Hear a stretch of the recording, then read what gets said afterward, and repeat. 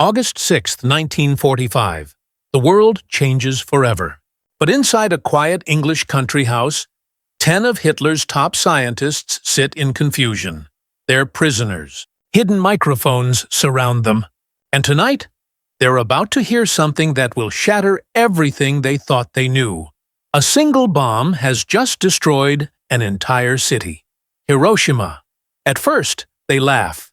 Then they argue. But when Germany's greatest physicist grabs a pen and starts calculating, silence fills the room. When he looks up, his face is pale. His words make history. "It's real," he whispers. "They actually did it. This is the true story of the farm hall recordings. The moment Hitler's scientists realized they had lost the race for the atomic bomb, and perhaps the war itself.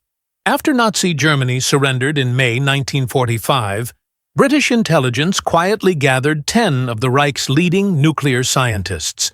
Their names were legendary in the world of physics: Werner Heisenberg, Otto Hahn, Carl Friedrich von Weizsäcker, Kurt Diepner, and others.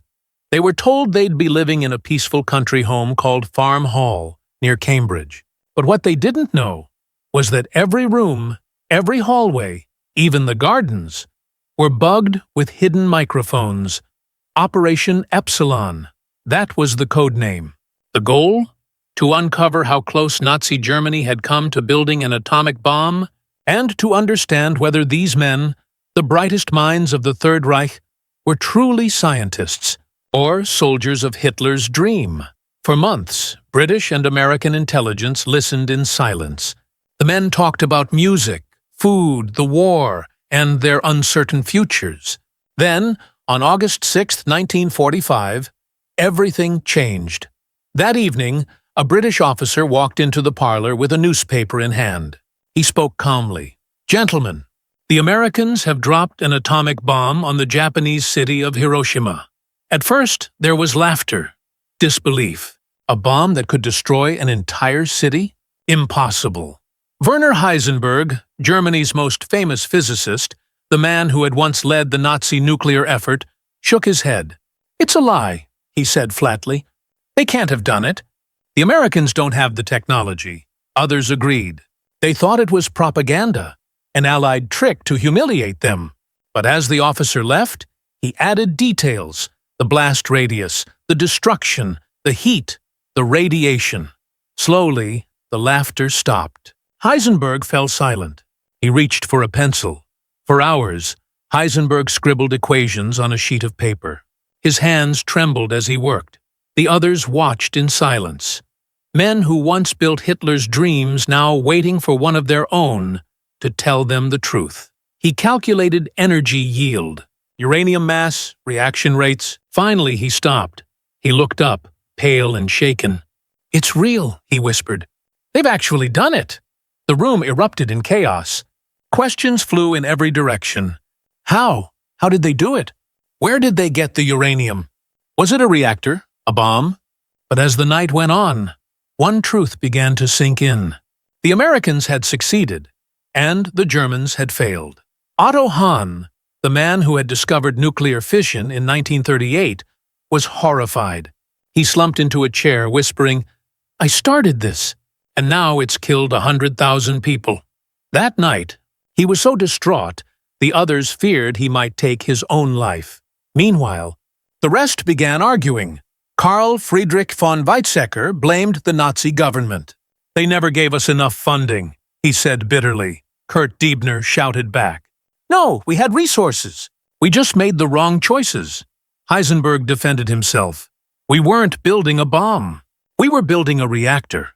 A source of energy." But was that true? The farm hall recordings suggest something else. Behind their words were tones of guilt, denial, and in some, quiet relief. Some scientists seemed almost glad they hadn't succeeded.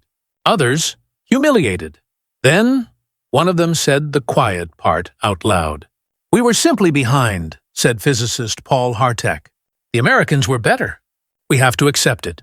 That night, Heisenberg couldn't sleep. He kept working, determined to understand how America had done what Germany could not. By morning, He had reconstructed the basic principles of the Manhattan Project. He told the others, there are two kinds of bombs that could work, uranium or plutonium. The Americans must have used uranium-235. That requires massive industrial separation, and that was the key. Germany had scientists, but America had industry. Heisenberg admitted, we tried to separate uranium isotopes, but our method was too slow, too expensive. We never built anything close to what they had. The others listened in awe as he described enormous factories, gaseous diffusion plants. He called them sprawling complexes with thousands of workers. We were working in basements, one scientist muttered. They were working in cities. It wasn't just about physics anymore. It was about power, industrial, economic, and political power. And soon, one German general in the room would remind them just how deep that truth went. Among the prisoners were also 3 high-ranking German generals. They had been silent until now. General Erich von Stettnitz spoke first, his tone calm and grave. Gentlemen, he said, you're missing the point. The room went quiet. This bomb doesn't just end the war with Japan. It ends war. Everywhere.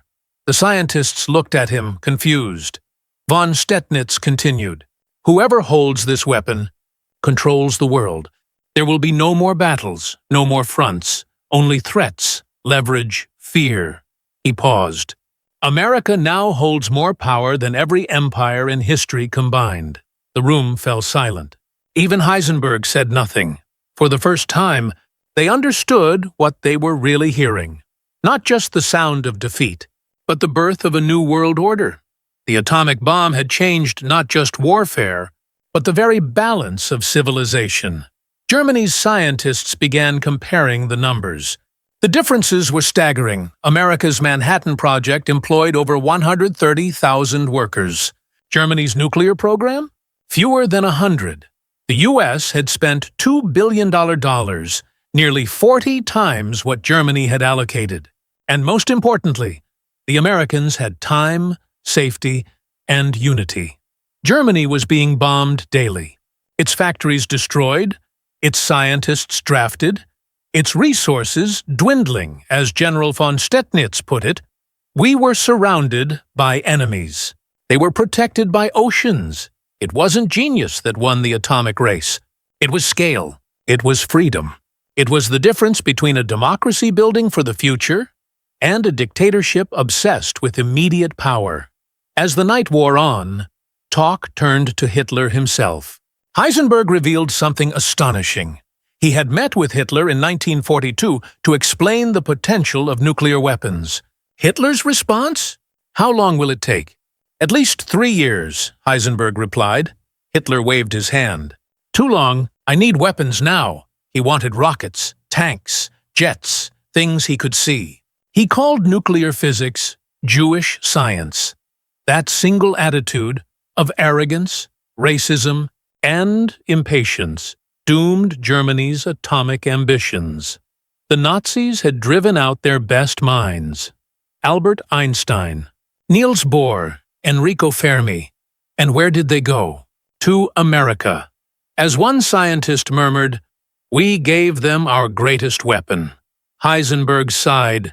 Hitler destroyed our chances. Through stupidity, through hatred, through arrogance. Hours passed. The microphones kept recording. Finally, General von Stettnitz spoke again. "Even if we had built it," he said quietly, "we could never have used it. By the time it was ready, Germany would already be ash." The room fell silent once more. They understood now. The atomic bomb was never just a weapon. It was a mirror. It reflected what each nation truly was. America's democracy, flawed but open, had harnessed the minds of refugees, immigrants, and scientists from around the world. Germany's dictatorship, closed, hateful, paranoid, had destroyed its own genius from within. In that moment, the men of Farm Hall realized something that no battlefield could teach them. They hadn't lost the atomic race because of science. They lost because of ideology, because of Hitler. As dawn broke over the English countryside, the men sat in silence. The microphones kept running, capturing every sigh, every whispered word. One scientist asked quietly, "What happens now?" General von Stetnitz answered, "Now! We live in America's world, and we pray they use this power wisely." The recordings stopped. For British intelligence, the farm-hall tapes were priceless, a psychological X-ray of Nazi Germany's scientific elite. For history, they were something more, a window into the moment when the old world ended and the atomic age began. The farm-hall recordings remind us of a timeless truth, that knowledge alone does not make a nation powerful. Wisdom does, compassion does, and the courage to use science not for destruction, but for peace. The bomb that ended a war also began a new era, one defined not by armies, but by the choices of humanity itself, because, in the end, the most powerful force on Earth is not the atom, but the mind that chooses what to do with it.